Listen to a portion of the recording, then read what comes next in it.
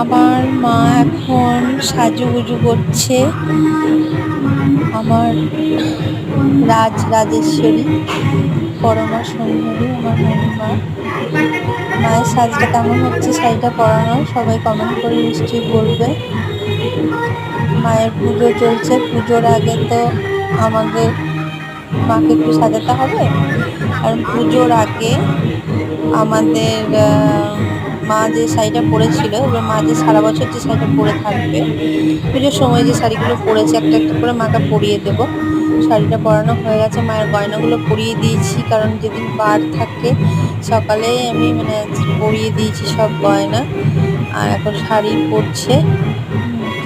আমার মা সত্যিই সুন্দর, কত সুন্দর লাগছে দেখো আমার মাকে, দারুণ লাগছে আমার মাকে।